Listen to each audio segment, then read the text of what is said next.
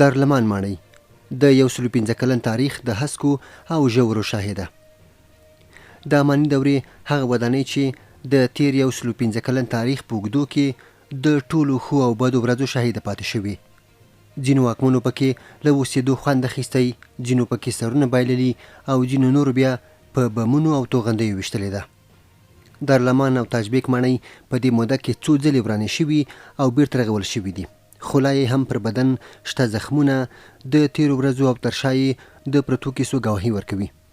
د افغانستان پلازمینه کابل په سویل لویدیځه څنډه کې د نسبتا ټیټو غونډیو پر سر پرتې تاریخي ودانۍ د دغه هیواد د تیرو 115 کلونو او له هغې وړاندې پیښو حکایت کوي. د افغانستان د خپلواکۍ 115مې کلیزې په پوره کېدو سره دارلامان ماڼۍ عمر هم له 100 کلونو اوښتی دی.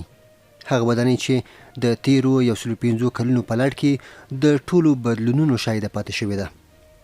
د دې تاریخي ودانۍ په بدن کې هغه زخمونه چې بار بار تازه شوي او بیا پرې پټۍ ایښودل شوي دي.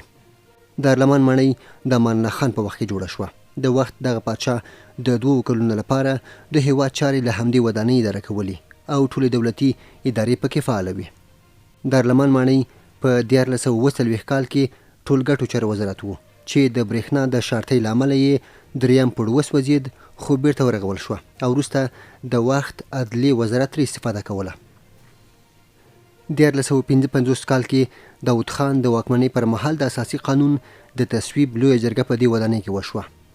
تاجبیک ماڼۍ په 1104 هجري شمسي کې چې 1995 میلادي کال سره برابره ده، د وخت د واکمن شاه زمان د تیمورشاه د زوی او احمدشاه بابا د لمسي لخوا جوړه شوې وه.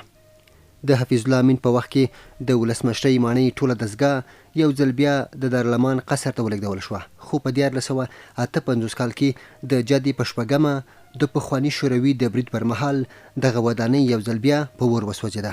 له دغې ودانۍ د وخت د بل واکمن نجیب الله پر مهال دفاع وزارت و چې د شاهنواز ترني د کودتا پر مهال یې بیا زیان ولید، خو بیرته بیا جوړه شوه. وروسته یې درد دې ودانۍ د مجاهدینو په خپلمنځي جګړو کې ولید. لوی بمونه پرې وغورځول شول او نږدې لویه برخه یې ویجاړه شوه. دارلامان ماڼۍ نږدې 80 سلنه ویجاړه شوې وه چې بیا جوړولو یې نږدې 4 کاله وخت ونیوه. د دې ودانۍ لویه برخه ویجاړه شوې، لوی بمونه پرې وغورځول شوي وو. خپله د امان خان دفتر بیخي ویجاړ شوی و، خو د دارلامان ماڼۍ شاته په همدې سویل لویدیځ لور ته پرته تاجبیک ماڼۍ. دا ماڼۍ له دارلامان ماڼۍ څخه نږدې 140 کاله پخوا ودانه شوې. له هغې هم ډېر دردونه او بدې ورځې لیدلې دي. د دې ودانۍ په دیوالونو لا هم د مرګ او ژوند شعارونه، د الوتکو او جنګي وسایلو انځورونه شته. عیني شاهدان وایي کله چې ماڼۍ ته د جوړېدو لپاره کارګر دننه شول، د ویرې او ډار احساس یې کاوه. هرې خواته یې د تیرو بدو ورځو انځورونه لیدل کېدل.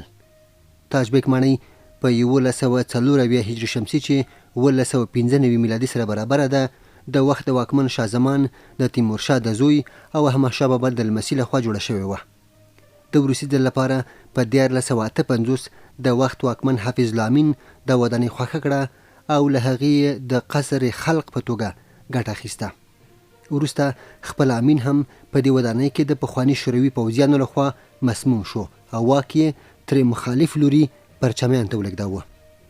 د بیا رغونې پر مهال تاجبیک ماڼۍ ډېره زیاته ویجاړه شوې وه او لومړني حالت ته یې راګرځول ډېر نور هم کار غواړي. دا ودانۍ د خپل ستراتیژیک موقعیت له امله تر ډېره د پوځیانو د پام وړ وه، ځکه خو پرې لوی بمونه غورځول شوي او د توغندیزو بریدونو ښکار ګرځېدلی ده.